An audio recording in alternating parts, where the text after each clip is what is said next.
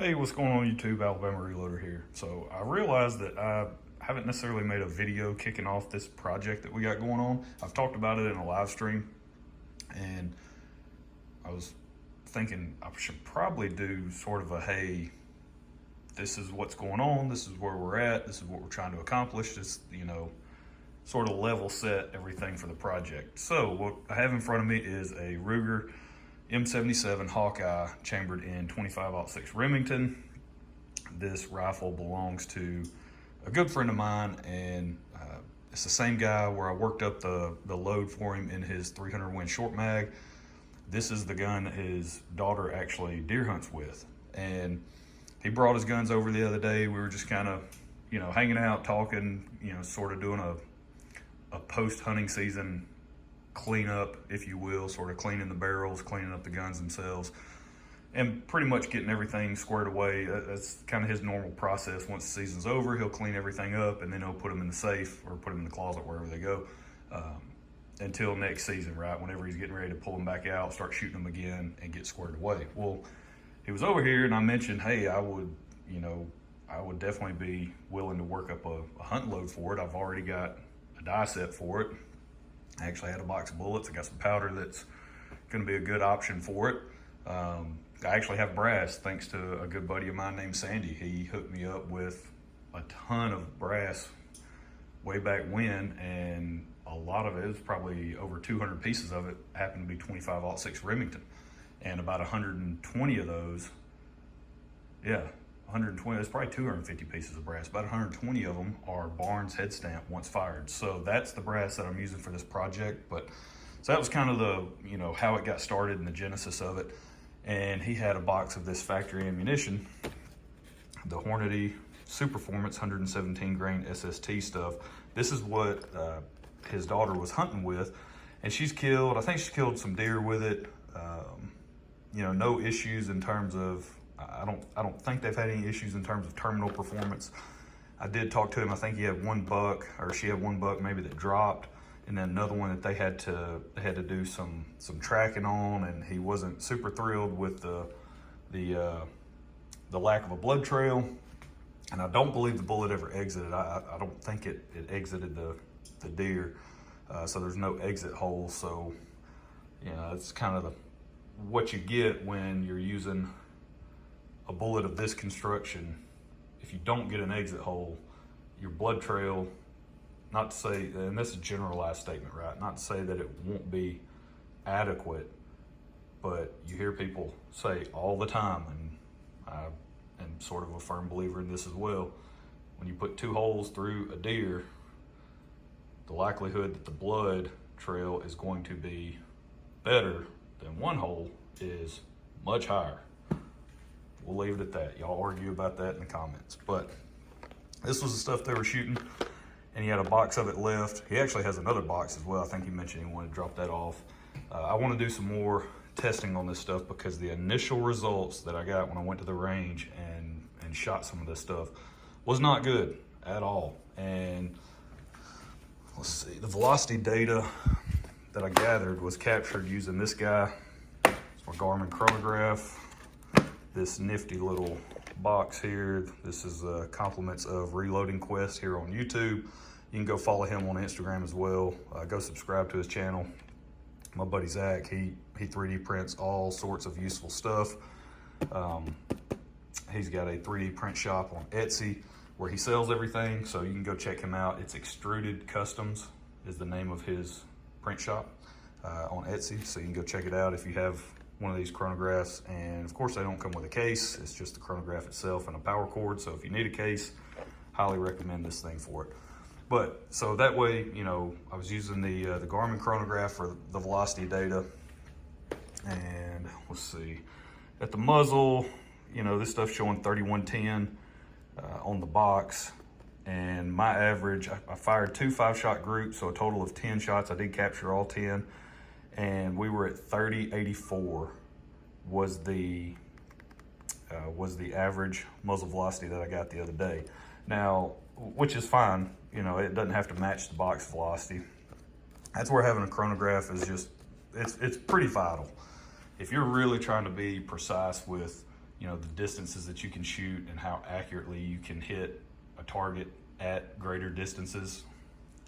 You just, the days of relying on the box factory or the box velocity, you know, it's just, you're going to be setting yourself up for failure pretty much, because that's a pretty big difference, right? I mean, 3110 to 3085, you know, it might not seem like much, but over the, you know, when you start to stretch it out to distance, that's a pretty big deal. Now, between, I'll get into the velocity numbers here in a minute, but just in terms of accuracy, well, I guess we can dive right into the velocity also, but so the accuracy, not good. These 5-shot groups, not good. I mean, acceptable. They will, you can definitely go kill a deer with this, but just not what we're going to deliver back to him. Right now that I'm taking on the project, we're definitely going to find something that shoots way better than this. And in terms of the velocity, it was just extremely inconsistent. Had an extreme spread. You know, if you look at the 5 shots, so these are the first 5 that I shot, right? Our velocity was, our average was 30.68, SD of 17 with an extreme spread of 49. I was like, oh, okay. You know, that's, you know, basically 30.70 pretty much is our average. So we're not too far off. But, you know, SD of 17, that's still not bad.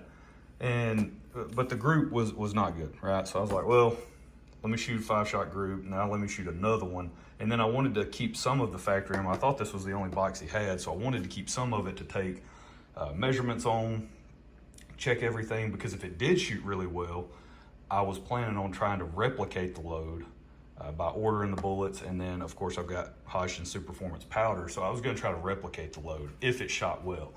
And it did not. So I waited, let the barrel cool down, shot a second 5-shot group, and these were the results. So similar to the first 5-shot group in terms of accuracy. And look at these velocity numbers. So our average velocity jumped up by 30 feet per second. So we weren't far off the average. If you just shot those 5 shots, right? Say this was the first 5-shot group you did, and you go, oh man, my average velocity was 30.98. We're real close to the box velocity. Yeah, but the SD was 38 with an extreme spread of 106.5. Really terrible. If you combine all 10 shots, the SD's 35, you know, and obviously the extreme spread is 106.5. So, and the average velocity across all 10, you're at 30.85, I believe. So, yeah, just not good. Something's going on with this ammunition in terms of combustion. Something's amiss there. So we're definitely not going to try to replicate this load. So we're going to move on, try something different. I do like that bullet. I am a big fan of SST bullets.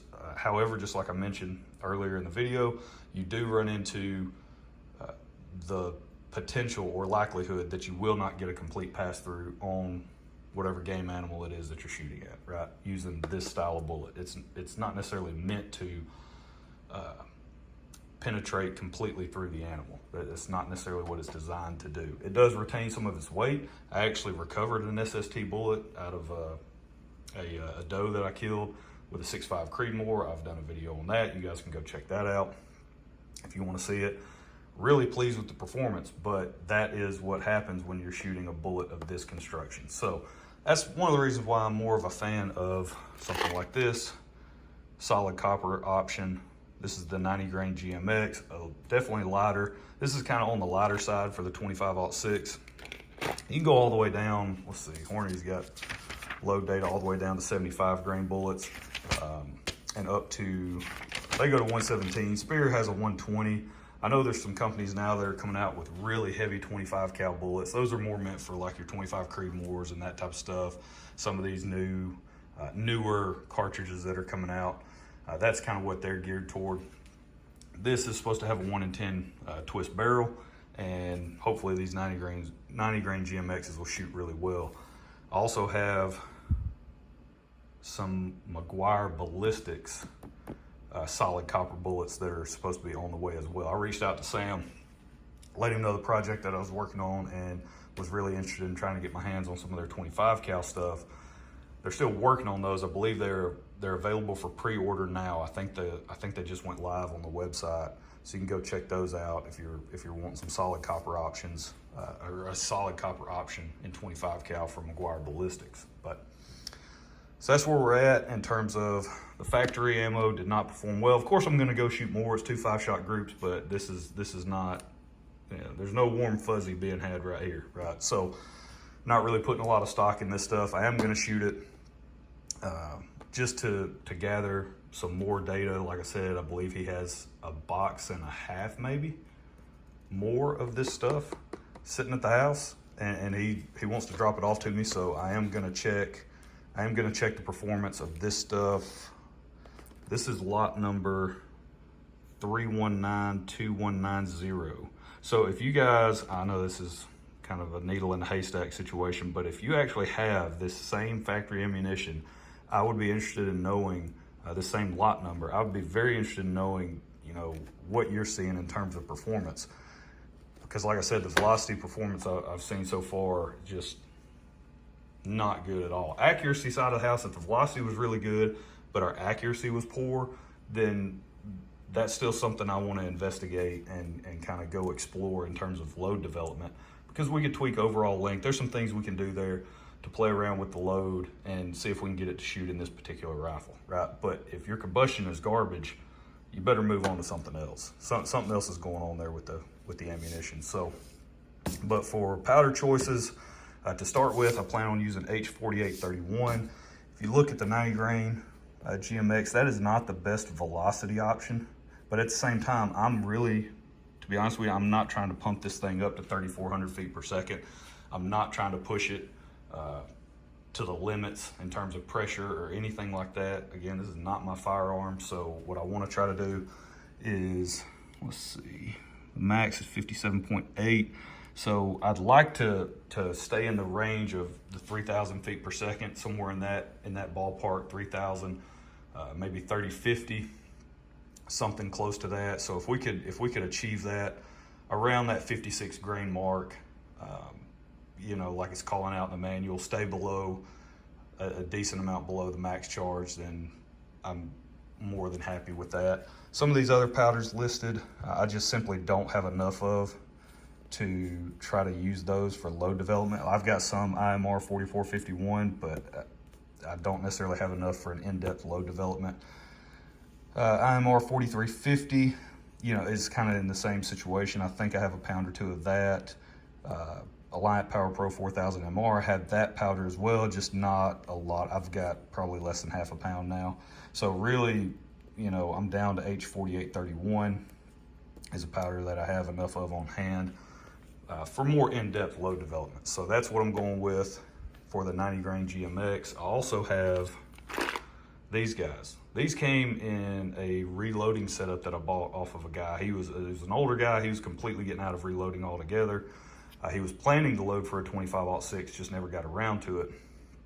So he had these in that setup. So I'm going to try these as well. These are the 117 grain round nose. So there you go. That's what those guys look like. Now, one thing that I will tell you right off the bat, there's the GMX. You guys can see that. This is now kind of replaced with the CX, which is going to be interesting to see. My buddy Reloading Quest, Zach, over there, he's actually testing the 90 grain CX in his 25-06 as we speak. So it'll be interesting to see how these shoot in this particular rifle and then see what kind of results he can get with the CX as well. But on the overall length here, so it says 3.050. I've already measured this with this round nose interlock in this particular rifle using the Hornady modified case, right? And I'm gonna actually have to seat these shorter than what the manual calls out, because I actually jam into the lands at 3.035. So I'm 15 thou shorter than what the manual says I should be loading to, but I'm jamming into the lands at that point. So I'm definitely not gonna be loading at that length. So I'm gonna seat them a little bit deeper. And by doing that, I'm gonna be starting lower on my charge weight. Let's see, H4831. Yeah, so they start at 49.3 and go all the way up to 54.7. I'm probably gonna hang out somewhere around the 50 grain mark is probably where I'll start. I wanna be conservative with this because I am altering the data in terms of going lower. So I'm kind of eating up just a little bit of that case capacity. It's not gonna be much, but I just wanna be on the safe side there. I typically load things longer than the manual length, but in this case, I'm having to go shorter. So I just wanna start off definitely on the safe side. So that's kind of the plan for the 117 interlock. I just want to see how they shoot because I have them on hand. And then let's see, yeah, probably start around 50 grains. And then for the 90 grain GMX, you know, we'll probably start somewhere around that 55 grain mark, right? Maybe 54.6. We might start at the min and kind of make some half grain jumps or something along those lines, just see how they shoot and see what our velocities are looking like and accuracy as well. So for the die set, be using the Hornady die set. Again, that came in that reloading setup I bought off the guy. It's still sealed in the plastic, never been opened. But yeah, that's it. That's kind of where we're at. This is the 25-06 Remington project, a cartridge that I've wanted to own for a long time. I've just never really found the rifle that kind of called to me. You know what I'm saying. You guys know what I'm saying. You know, sometimes you see them and they're like, oh man, that's the rifle you gotta have. I haven't had that happen in this particular cartridge, so really looking forward to seeing how this guy shoots, see how it performs. All right, so I think that's where we're gonna leave it. I've got the brass. I've already deprimed and wet tumbled this stuff, got it drying now in the oven. So once that stuff is completely dry, I'll get it out. I will go through my resizing process. So I'll do a full length resize on these guys, bumping the shoulders back.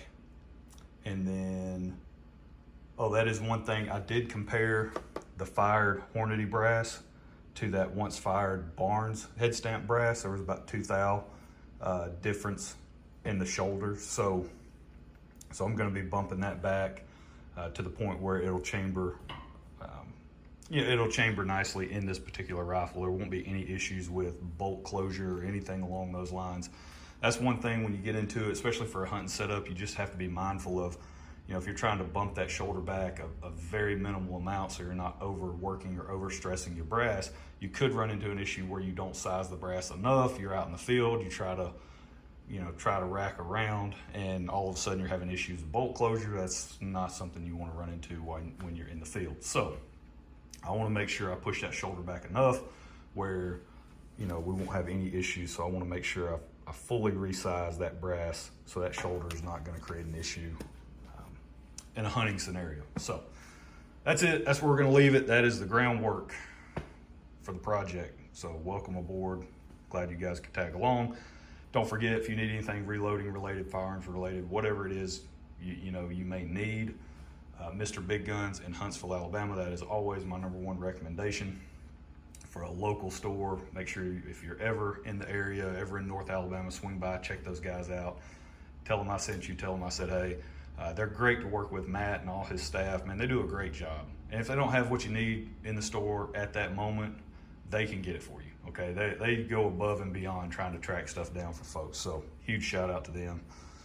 Don't forget, go check out Zach and everything he's got going on over at Reloading Quest. You guys want one of these cases for your chronograph, go order one of those. And also go check out everything else that he has for sale.